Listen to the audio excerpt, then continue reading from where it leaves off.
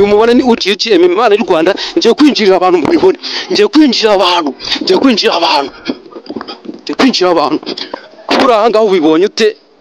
kuba ndahanga ibyishimo ko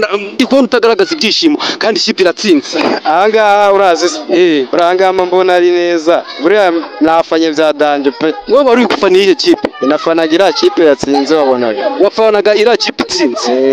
nta byishimo ndi kubona uri kugaragaza kandi abandi bose nabonye bari kugaragaza ibyishimo ngiye biba byandenze buriya mba nabuze uburyo nabivugamo biba byandenze ngiye ni gutya mfana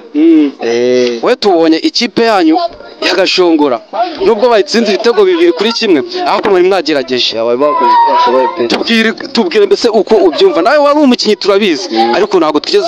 tubona bagukoresha mu kibuga umuntu baramanitse inkweto ariko twizeye ko butabizakunda pe ikipe tuzayemeza nitugaruka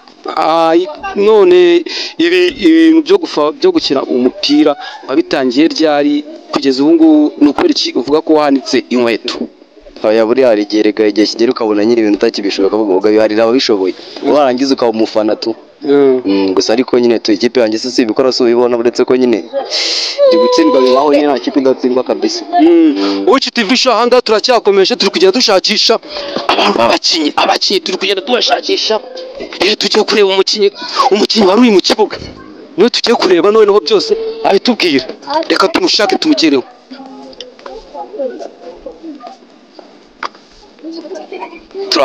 turamushatse twamugezeho urabyumva ute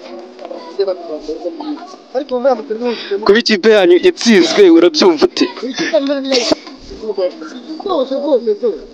umukinnyi wabo yagize isoni kubera gutsindwa reka dushake undi